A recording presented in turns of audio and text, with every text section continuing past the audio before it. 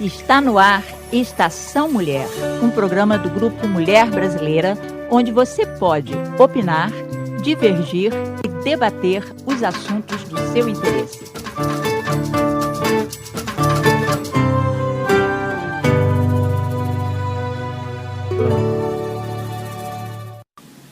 Bom dia, amigos de Estação Mulher. Estamos novamente no ar com o programa do Grupo Mulher Brasileira neste sábado, dia 8 de abril. Olha aí, já estamos em abril.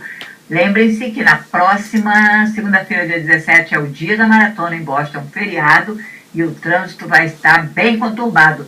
Você aí que faz limpeza, você que trabalha em construção, que tem que sair de casa dirigindo, vai ter que sair mais cedo, né? Mas hoje ainda é dia 8, gente, tem uma semana para vocês pensarem nisso. A gente está aqui para ter uma conversa aberta com você, para falar do que está acontecendo aqui no grupo e para contar para vocês como foi o Dia do Imigrante lá na casa, na sede do governo de Massachusetts.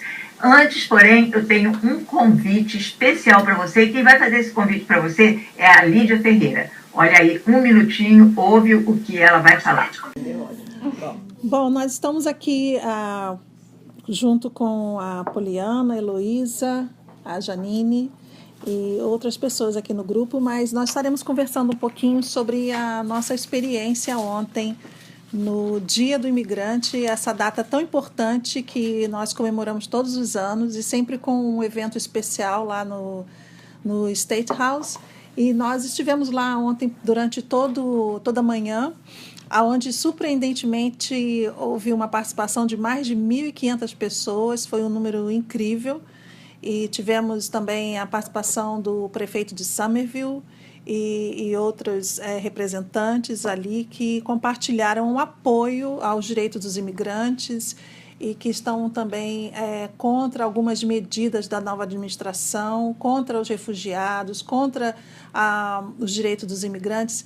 E nós vamos então conversar um pouquinho sobre a nossa opinião, o que nós sentimos, o que aconteceu. Nós tivemos a oportunidade de participar, de ter uma mesa lá.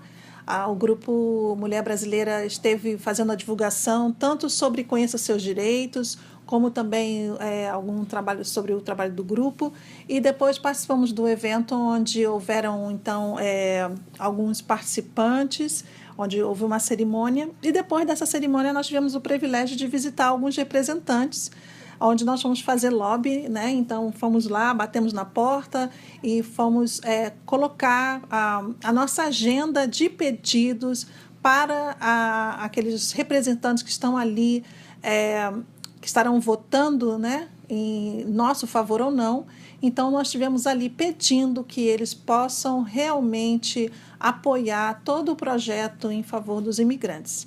Aí eu gostaria de perguntar para a Poliana: Poli, qual foi a sua sensação, qual foi a sua experiência, o que você sentiu naquela manhã tão boa ontem ali junto com aquele grupo de pessoas e aquelas organizações ali no State House? Ontem foi um dia muito especial para mim, porque em vários momentos eu realmente me arrepiei toda, principalmente com os discursos. Uhum. E eu acho que se eu pudesse definir a experiência que eu tive ontem em uma palavra, eu definiria como inspirador. Uhum. Eu acho que cada discurso, cada experiência compartilhada, eu acho que foi muito comovente e ao mesmo tempo me trouxe muita inspiração. Porque foi um momento que eu falei, meu Deus, existe muita gente boa no mundo, existe muitas pessoas que se importam, né? E eu senti, nós estamos juntos, sabe? Eu senti que existe mais pessoas boas do que ruins. Foi a sensação que eu tive ontem. Eu definiria como um momento de inspiração, de amor, de união. Eu acho que eu não poderia descrever o evento de ontem com outras palavras. Então, acho que foi uma experiência que me fortaleceu muito e eu acho que foi uma experiência de fortalecimento para todo mundo que esteve ali presente, sabe? Então, acho que esse foi o que eu senti ontem. Acho que eu me arrepiei muitas vezes, eu chorei, eu ri, e todo mundo se abraçando. Eu acho que não poderia ter sido mais especial. Sim, eu também eu vejo também um sentimento de orgulho, né, de ser imigrante. E também muitos disseram a questão de apoiar os imigrantes, mas na verdade todos nós somos imigrantes, né? Todos que estamos aqui nesse país, todos que estavam ali naquela sala, sejam aqueles que nasceram aqui, né, ou não, mas todos, enfim, somos imigrantes e então temos isso em comum.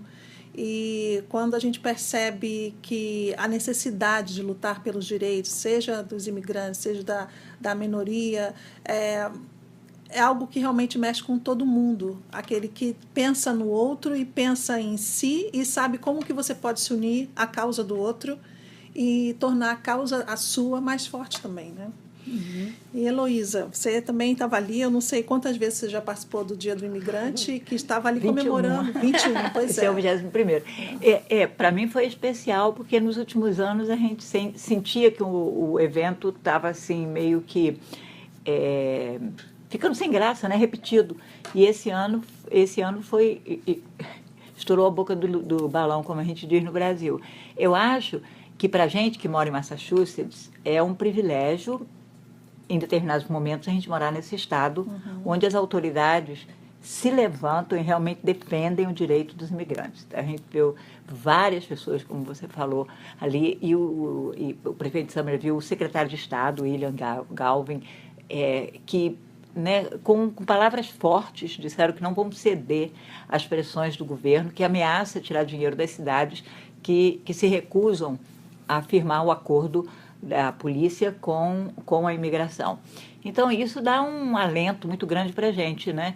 Eu acho que, porque essa é a única forma que a gente tem de vencer esse estado geral de anti-imigrante. Eu acho que isso é super importante para a gente saber que a gente faz parte de um estado que a gente mora num estado que existem pessoas que ocupam cargos públicos que estão do nosso lado, que fazem parte dessa luta, né? Isso não quer dizer que a gente não precisa lutar muito, não, pelo contrário, a gente deve lutar muito. Mas eu queria só dizer assim, que quem não estava lá perdeu, como a Poliana disse, perdeu um grande momento de se sentir amparada, não é? Fazendo parte de uma comunidade, abraçada, inspirada.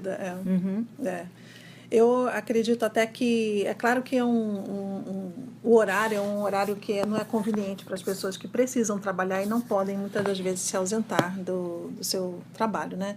Mas eu creio que essa conversa deve valer também para que no próximo ano a gente possa ter um número de brasileiros ali comemorando o Dia do Imigrante junto conosco.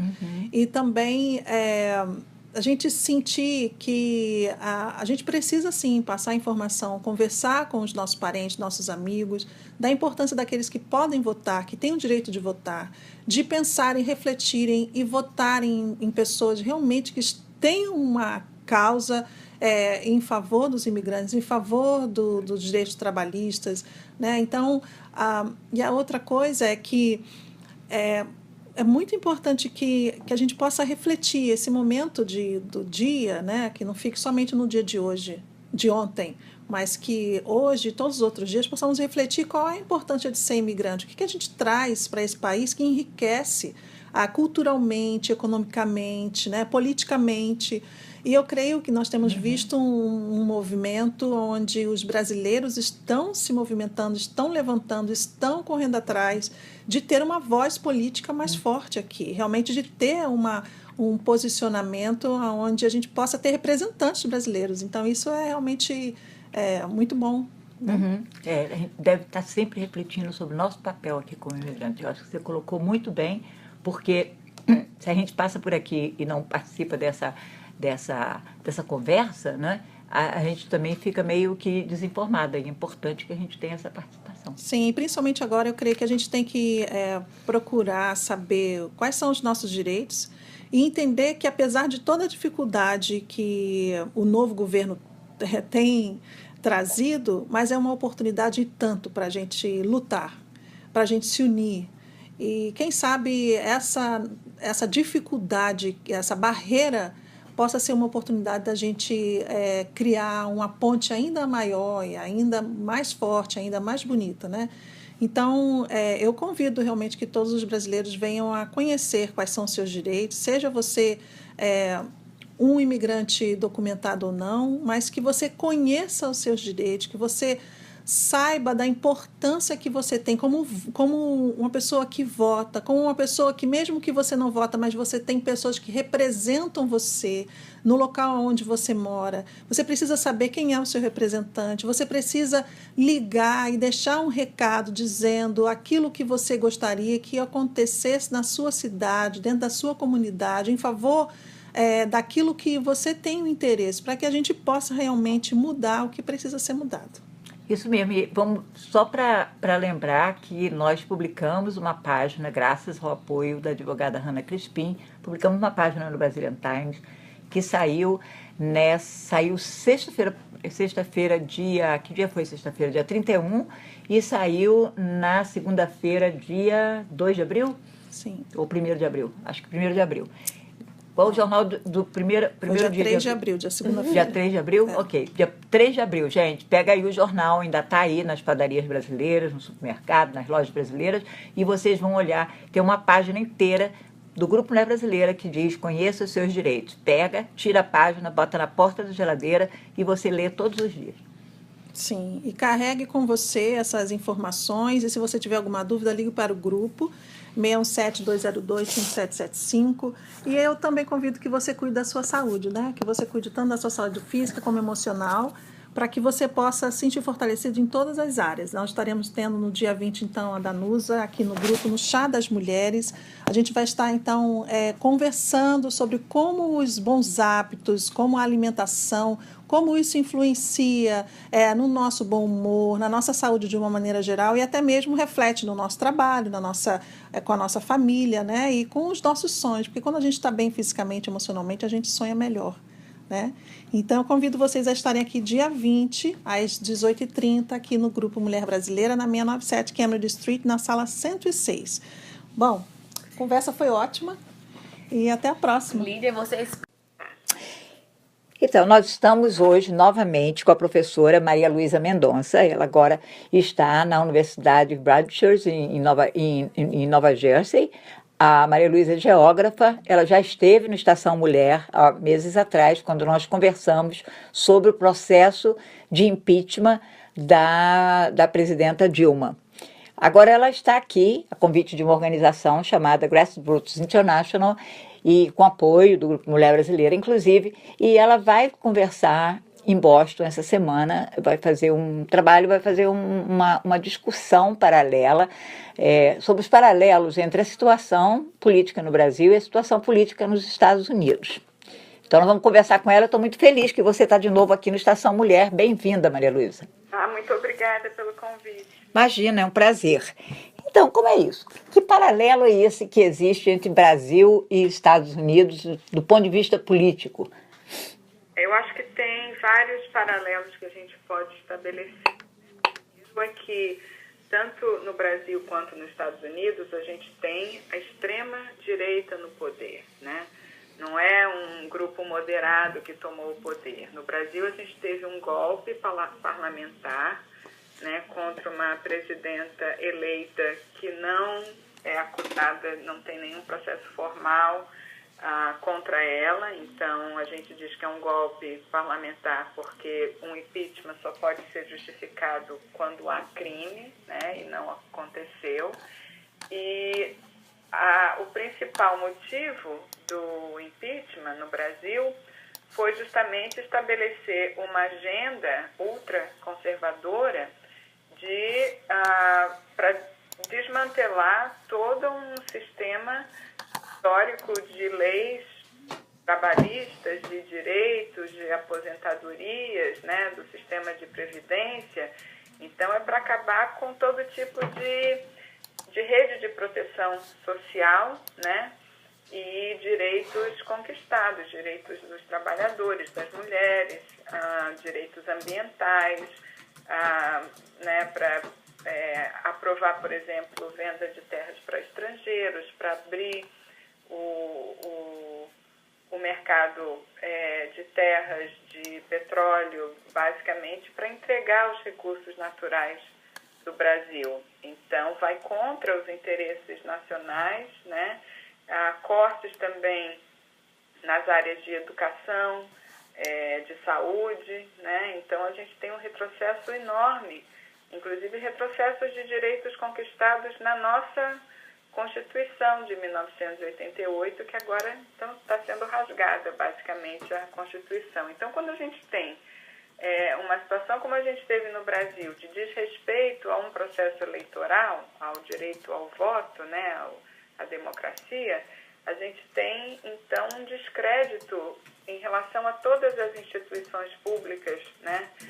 Gera uma situação de insegurança na sociedade. E eu acho que tem um paralelo com os Estados Unidos, primeiro, porque aqui também a gente tem uma extrema-direita no poder, né? A gente teve uma eleição também com problemas que a gente pode também argumentar que não foi legítima. A gente tem um desmonte, uma tentativa de desmonte de direitos conquistados, né, em relação à saúde, em relação a direitos trabalhistas, à regulamentação ambiental, e também a questão de serem duas mulheres, né, a presidenta Dilma e a candidata Hillary Clinton, que foram acusadas não porque se provou algum tipo de crime, mas a gente vê um tipo de comentário muito parecido, né, quando a gente vê mulheres em posição de poder, né? Então não é especificamente muitos comentários têm relação à personalidade, né? A gente ouvia falar porque a Dilma não é simpática, porque ela não tem carisma, né? Porque ela não é boa negociadora. Enfim, são comentários que muitas mulheres em situação de poder escutam, né? Aqui a Hillary Clinton, porque ela não sorri, né? Ela é muito séria. Enfim, atributos que, se fossem um homem, seriam considerados positivos, né? Com certeza. Mas quando é uma mulher no poder, a gente vê esse tipo de situação. E o que a gente está vendo agora aqui nos Estados Unidos, também como no Brasil, é uma série de tentativas de desmonte desses direitos conquistados, mas muito rápido, né? Então, é uma agenda é o que a gente chama da doutrina do choque, né? Eles colocam vários ataques ao mesmo tempo, ataque contra o sistema da Previdência, contra os direitos trabalhistas, e isso deixa a população, às vezes, sem reação, né? Tem tanta coisa acontecendo, todo dia uma notícia ruim, que chega um momento que as pessoas não conseguem mais se mobilizar. Né? Aqui nos Estados Unidos a gente está vendo um nível de mobilização muito maior do que no Brasil, porque no Brasil a gente tem o total monopólio dos meios de comunicação, são dominados por uma mídia ultraconservadora. Então, no Brasil é como se a gente só tivesse Fox News, né? Não tem nada alternativo. Aqui a gente ainda tem outras opiniões, né? O próprio New York Times, o Washington Post tem feito ótimas reportagens, mas no Brasil não, a gente tem um monopólio geral da mídia ultraconservadora, então é mais difícil a opinião pública entender o que está acontecendo. É verdade, né? E me diz uma coisa, qual é a diferença da última vez que nós conversamos? Estava no processo de impeachment, né? A Dilma foi impeached e o Temer tomou posse, com várias reações. Há uma diferença na percepção da população brasileira? Olha, eu acho que eles estão sentindo porque, por exemplo, uma das coisas que se dizia naquela época que a gente está em crise, existe uma crise econômica e as coisas só vão melhorar se a Dilma cair, né? É como se ela fosse responsável por uma crise econômica que tem 1000 motivos, né? Você não pode, como aqui nos Estados Unidos, você pode discordar, por exemplo, das políticas do Bush, de uma crise econômica que aconteceu no governo dele, mas isso não é motivo para impeachment, né? Num sistema presidencialista, você não pode impedir o presidente só porque ele tem uma baixa popularidade ou porque você não gosta da política dele. Então, Mas o que as pessoas estão percebendo agora é que os problemas econômicos só pioram, né? Porque o remédio, digamos assim, a política que o Temer está utilizando é tipo assim, o remédio que mata o paciente, né? Então, se você tem uma crise econômica, você tem que estimular a economia, né? Foi o que o Obama fez, estimulou a economia. E no Brasil, não. No Brasil, a gente está vendo cortes, né, de investimentos, cortes em programas sociais, e as pessoas vão perceber. Talvez não estejam ainda percebendo, porque também, né, claro, tem toda essa manipulação da mídia, mas quando elas começarem a perceber que elas estão perdendo a aposentadoria, que elas estão perdendo direitos trabalhistas, a terceirização aprovada em todas as áreas, né? O que vai precarizar o salário de todos os trabalhadores, e os serviços vão piorar muito. Eu acho que as pessoas vão perceber. O problema é que talvez elas percebam tarde demais, né? Pois é, quanto tempo que leva? Como você disse, nós estamos perdendo direitos, não só aqui nos Estados Unidos, como no Brasil. No Brasil o processo começou antes, que o impeachment da Dilma já fazem mais meses, né? Já se passou mais tempo. Quanto tempo que leva, que nós estamos perdendo direitos conquistados há décadas, né? Direitos trabalhistas, eles remontam, alguns remontam a Getúlio, se não me engano, o quê? Anos 40, talvez? Exatamente, é o desmonte da CLT. Exatamente, CLT. Então, e outros, como os direitos da mulher, que com os anos foram conquistados no Brasil e tal, e aqui também.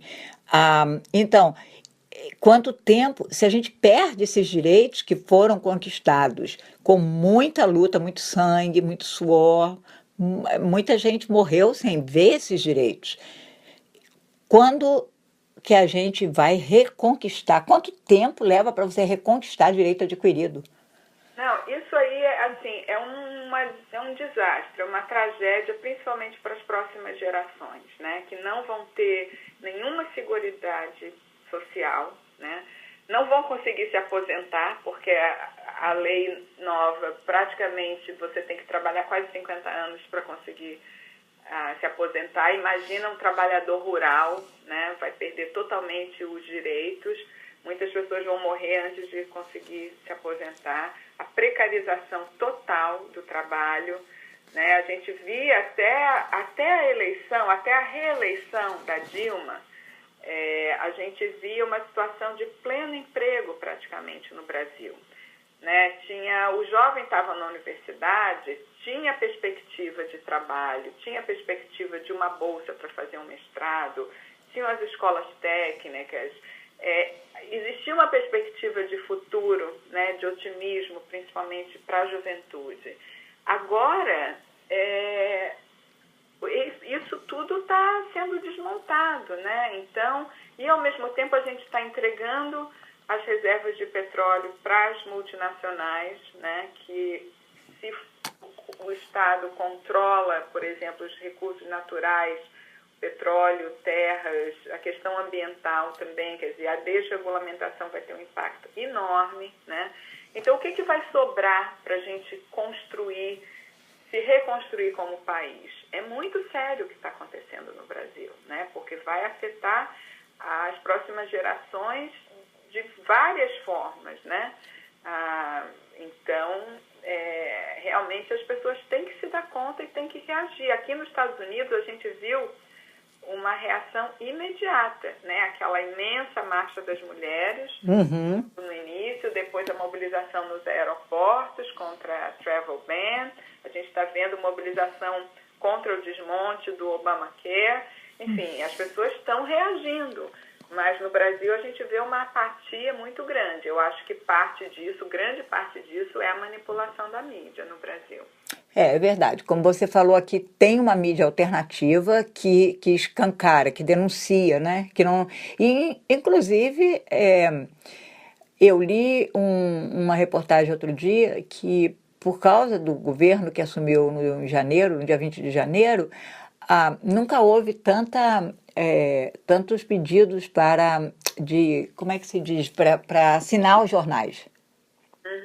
Que era uma coisa quase que falida, as pessoas, né, os jornais se debatendo com essa crise econômica, que não conseguiam, né, assinantes, todo mundo querendo ler na internet, mas aí aumentou o número, que as pessoas querem ficar informadas e querem apoiar essa mídia. Nós notamos isso também, nós que temos uma organização comunitária muito pequena, que depende muito de doações, depende de dinheiro de fundações, mas é um orçamento mínimo o nosso, e muitas outras organizações estão vendo uma procura de pessoas que estão interessadas em ajudar, de fazer trabalho voluntário. Como que eu posso ajudar? Porque está vendo a necessidade, está vendo a crise e de alguma forma quer participar. Então, eu vejo aqui, por exemplo, o afastamento da presidenta da Coreia do Sul não é resguardado, não estou defendendo nem acusando de forma alguma, mas eu estou dizendo, você acha que esse afastamento da Dilma, parece que houve alguma coisa na América Latina também, não? Agora estão querendo afastar o presidente de um país da América Latina. É a Venezuela, né, que eu acho que está... Mas não tem outro, Equador, Colômbia, não? Não, o que aconteceu também é que já tinha havido, antes do Brasil, a gente teve o golpe em Honduras, né? Estabeleceu uma repressão enorme, inclusive com o assassinato da Berta Cáceres. Sim. Depois a gente teve um golpe parlamentar no Paraguai também contra o presidente Lugo. E o que aconteceu poucos dias atrás no Paraguai também foi uma tentativa de impedir eleições livres, né, que o ex-presidente Lugo deve concorrer. Então, o que a gente vê no Brasil, o perigo que a gente está vendo se esse setor se estabelece no poder, a gente vai ter que lutar, inclusive, para garantir eleições no ano que vem, 2018, né? Porque isso também... Você acha que existe o perigo de não se fazer? Eu acho que a sociedade tem que estar vigilante, porque essa agenda conservadora nunca venceria uma eleição, entendeu? Esses partidos, o PSDB, o PMDB, eles sabem que eles só conseguem chegar ao poder através de outros meios, porque essa agenda conservadora não ganha voto. Então, se esse realmente é um projeto de poder de muito tempo, de longo prazo, eles vão fazer de tudo para sabotar o processo eleitoral no ano que vem. Então, acho que a gente tem que ter bastante cuidado sobre isso, né? E eu queria fazer também duas observações sobre o que você falou antes, sobre os jornais. Realmente é muito interessante isso que você falou, porque a gente vê o Washington Post, o New York Times, outros jornais, voltando a fazer jornalismo investigativo. Exatamente. Muito interessante. No Brasil isso não existe. No Brasil a gente não tem praticamente nem repórter mais nos jornais. Eles pegam as notícias prontas das agências. Tesoura presse, como a gente chamava. Eu sou jornalista, a gente chamava de tesoura presse na redação. Exatamente. A qualidade dos jornais no Brasil é muito ruim atualmente, né?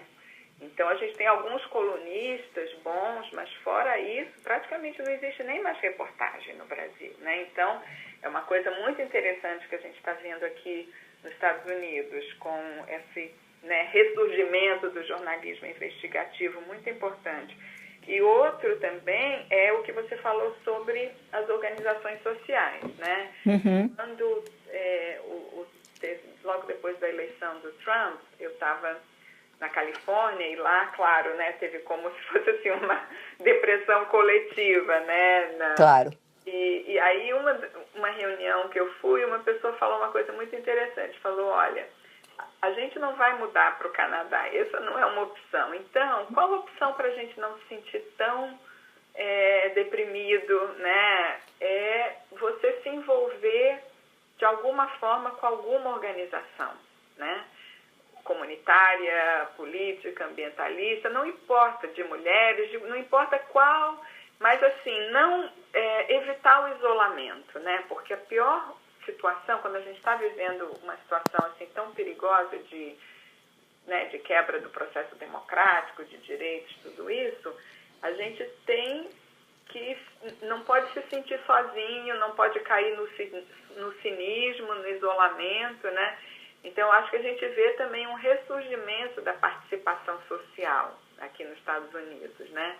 E isso a gente não vê no Brasil. Então, acho que esse é um ponto também bastante importante. Como é que a juventude está reagindo, Maria Luísa? A juventude, os universitários que foram uma grande oposição ao golpe militar de 1964, os universitários, né, eles enfrentaram naquele primeiro momento, até que foram dizimados, fecharam-se os centros acadêmicos e tal. Mas a universidade, os universitários no Brasil, eles estão, e mesmo os colegiais, quer dizer, o pessoal de segundo grau, eles têm uma participação política? Eu acho que alguns dos principais protestos que a gente viu recentemente foram de jovens e universitários, né? A gente teve dos secundaristas também, grandes protestos contra o fechamento de escolas em São Paulo, contra o governo do Alckmin em São Paulo. Eles ocuparam as escolas, foi um movimento muito interessante. E também estudantes que organizaram protestos em Brasília, né, contra o governo Temer. Só que a gente tem visto também um nível enorme de repressão, né? Toda vez que a gente tem esse tipo de protesto, vem a polícia com gás, com spray de pimenta, com bala de borracha, a gente vê uma repressão muito forte.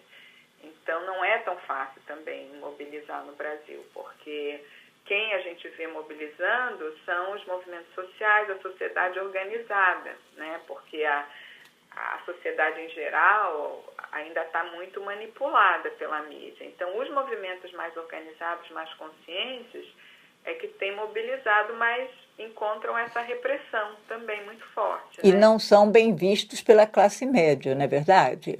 A gente tem, assim, toda vez que você tem um protesto, o que sai no jornal é a repressão policial, né? Normalmente a gente tem também a situação dos agentes da polícia que são infiltrados nas mobilizações para causar algum distúrbio, para ficar a repressão. Então, passa a imagem, né, para a sociedade. Dos anarquistas, né? Exatamente, né, de violência, e acaba com bomba de gás, com gente ferida. Então, é uma estratégia também para evitar que as pessoas saiam para as ruas, né? Pois é. Agora, voltando para os Estados Unidos, eu ouvi ontem uma entrevista interessante do Chomsky no Democracy Now!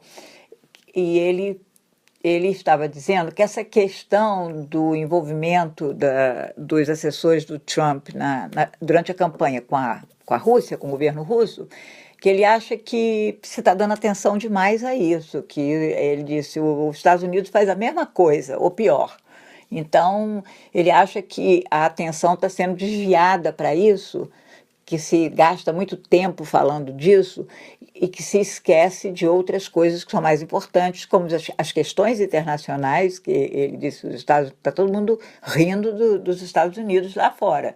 No mundo, o povo está rindo dos Estados Unidos nessa questão de envolvimento, de que os russos interferiram na nossa eleição, porque a gente faz pior, interfere, a gente não só interfere, como a gente derruba governo, a gente apoia governo de direita, a gente mata presidente. Então, sabe, ele acha que a coisa mais importante de discutir é a possibilidade de uma guerra até nuclear. E que isso não se dá uma atenção séria, porque ele disse que o presidente hoje no governo é uma pessoa totalmente instável emocionalmente, que você nunca sabe como vai agir. Então, esse é um grande problema.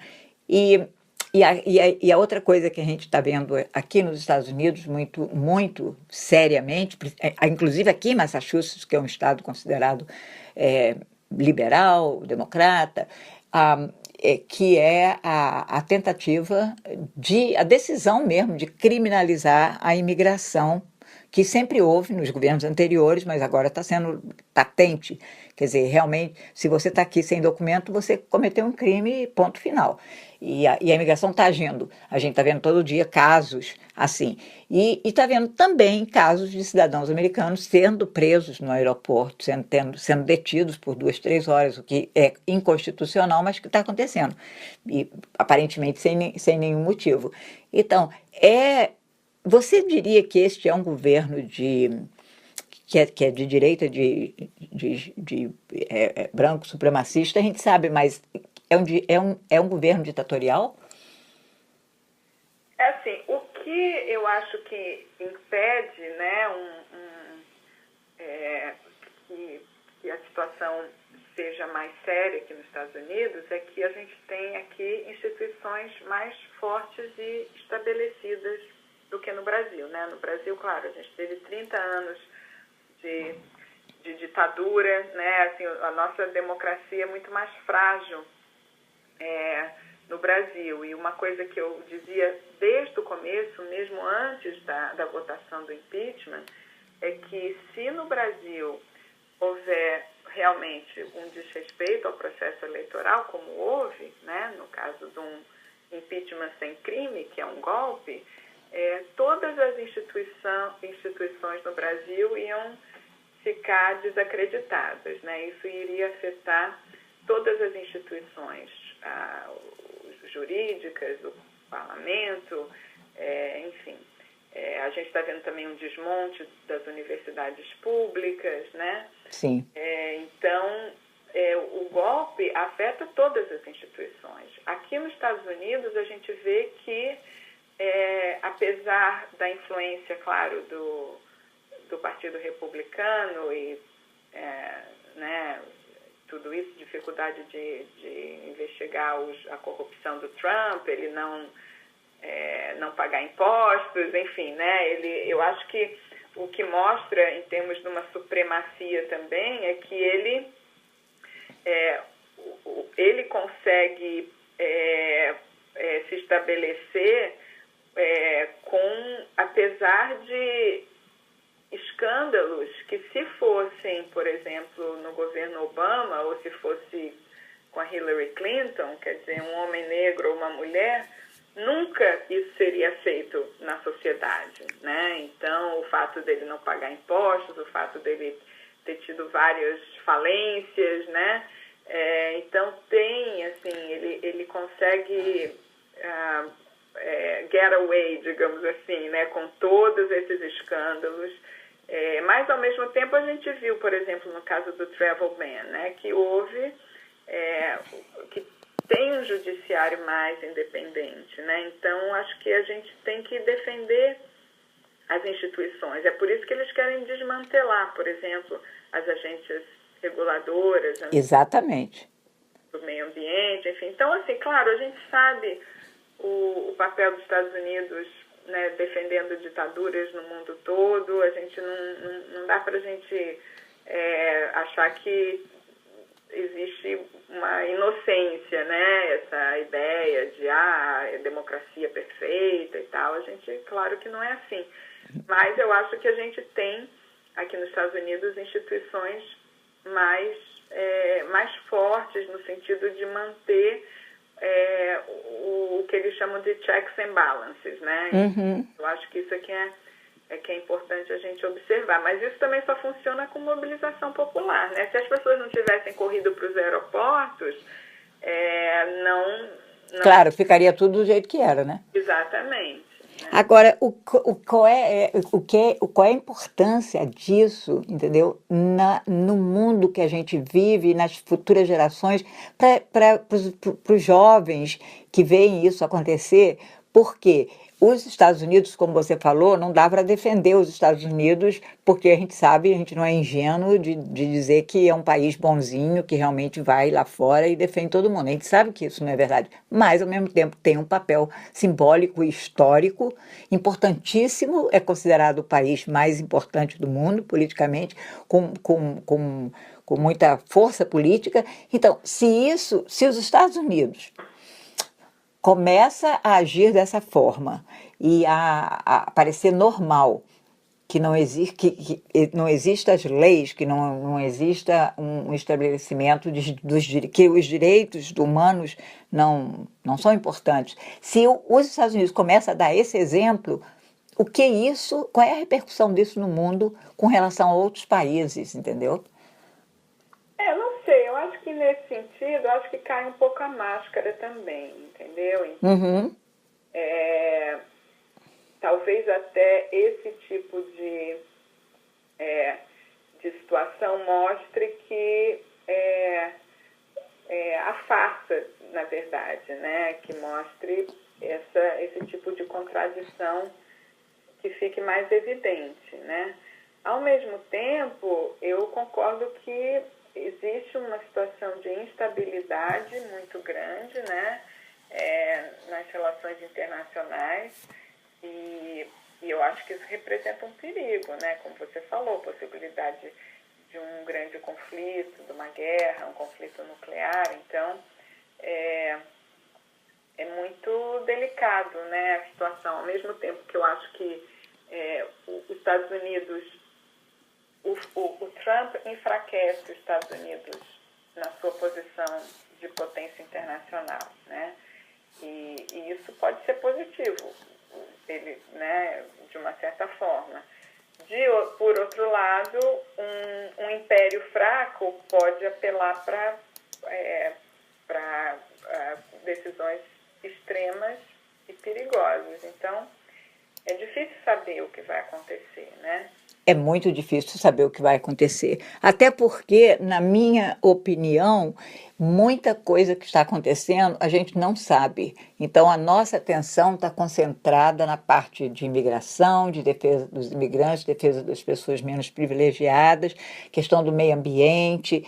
A gente está bastante questão da saúde, a gente está prestando muita atenção nisso, mas muitas outras leis e proteções devem estar sendo derrubadas, passando por que a gente não, por ordens executivas, por atos que são assinados todos os dias e os quais talvez não repercutam tanto, porque é muita coisa acontecendo ao mesmo tempo.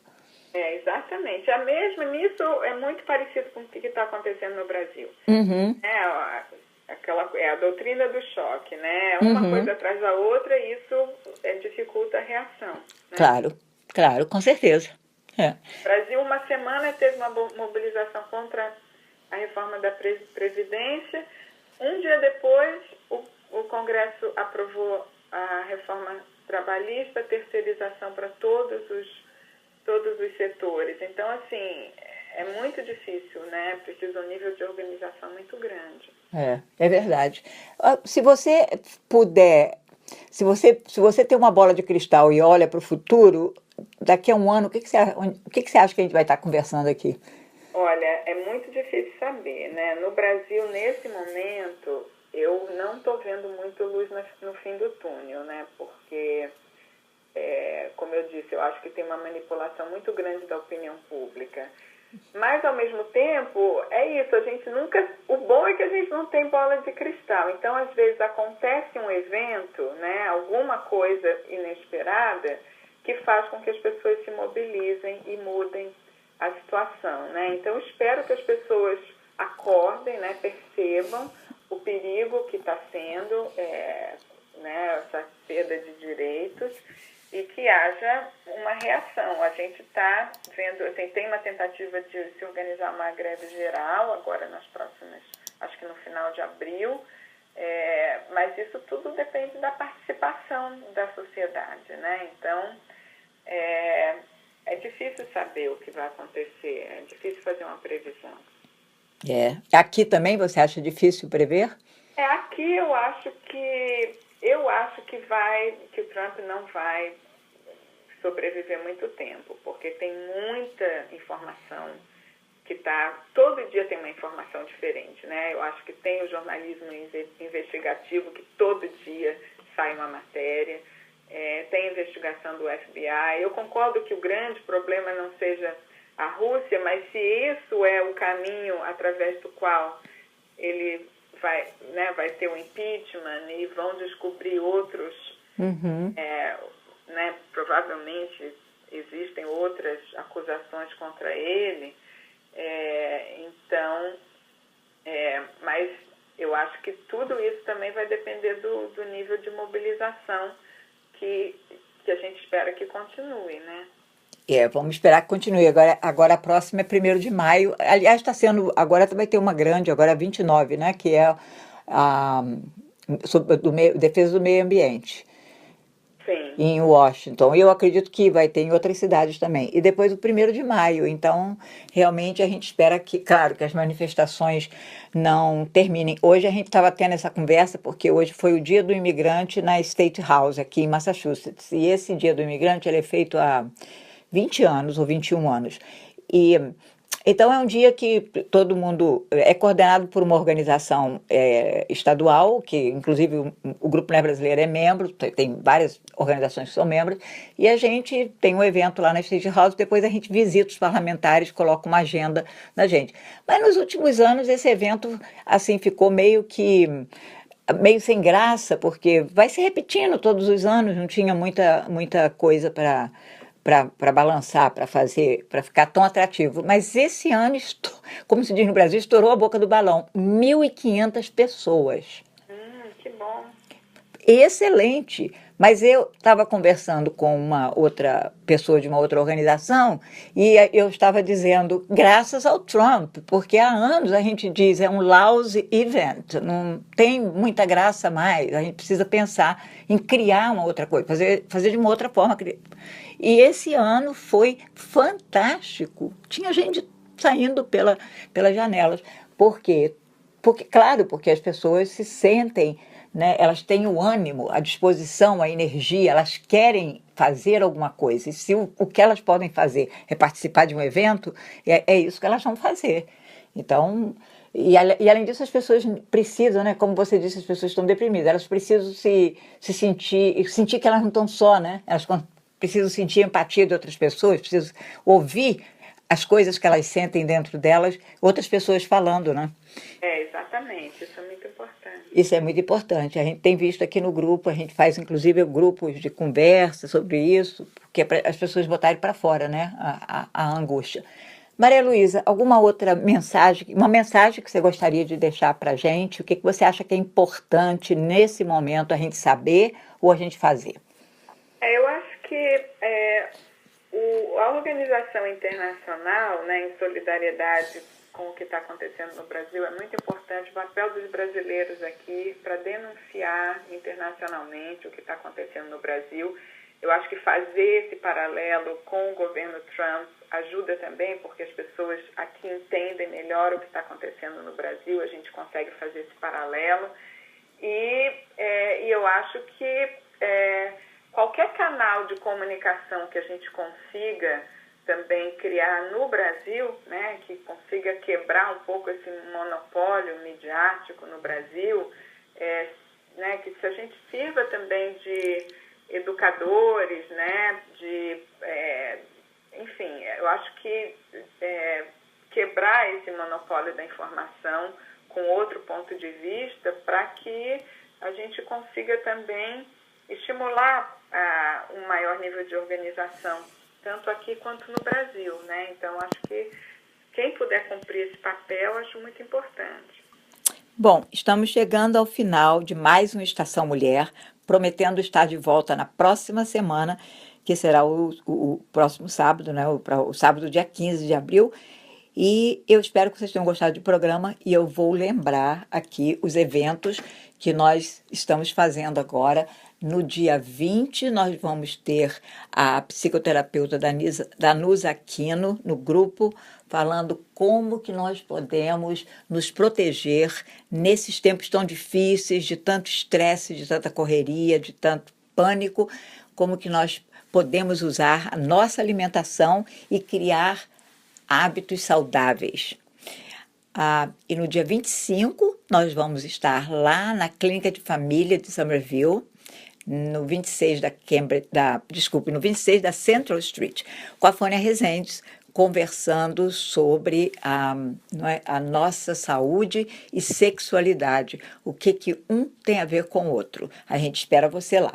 E bota aí também no seu calendário dia 1º de maio, o Dia do Trabalhador, feriado no mundo inteiro, menos nos Estados Unidos. Mas nós estaremos comemorando o dia 1º de maio nas ruas.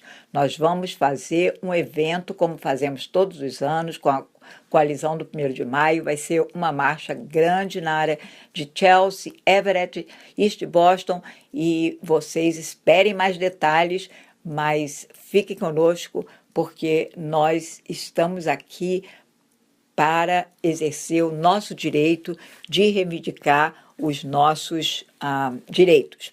Eu quero lembrar também que o Grupo Mulher Brasileira, esse ano, ajudou mais de 100 pessoas a fazer o imposto de renda. Esse sábado, hoje exatamente, é o último dia que nós vamos estar fazendo isso.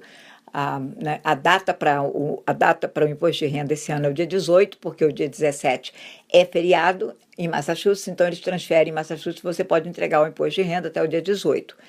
Então, no grupo, nós tínhamos 4 sábados, tivemos que estender para mais 2 e tivemos ainda um dia de semana que a Letícia foi, porque a procura foi muito grande. Isso é muito bom, significa que a nossa comunidade entende, né, como é importante que você faça a sua contribuição, retorne, né, para a comunidade aquilo que ela lhe dá.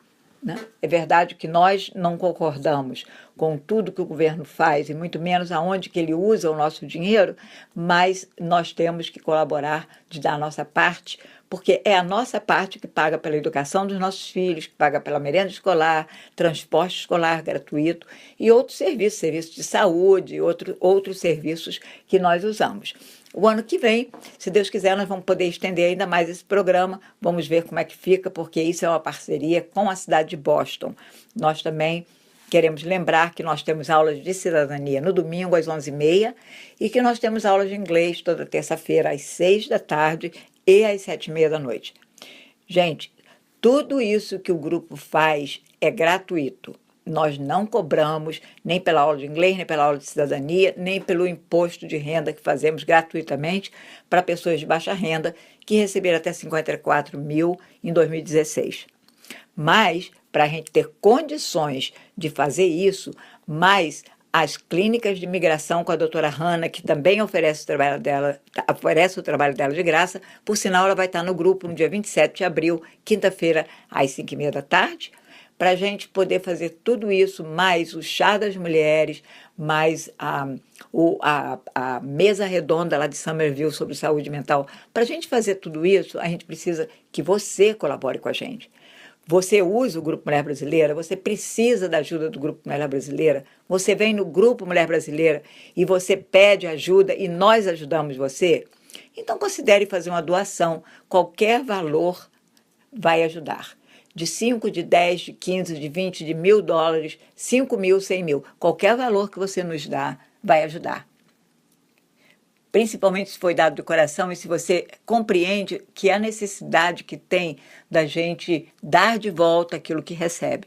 Porque a sua doação de qualquer valor ou em qualquer valor é que vai permitir que a gente continue fazendo o nosso trabalho sem cobrar, que a gente continue a oferecer as aulas de inglês, as aulas de cidadania, são feitas por voluntário. Por quê? Porque os voluntários, eles veem que o trabalho do grupo atinge a comunidade, que o trabalho do grupo é para contribuir para o fortalecimento da nossa comunidade. Então, nós temos muitos voluntários, mas para a gente, como eu digo, para a gente continuar fazendo esse trabalho, gente, precisa que a comunidade dê seu retorno. E é muito fácil você fazer isso.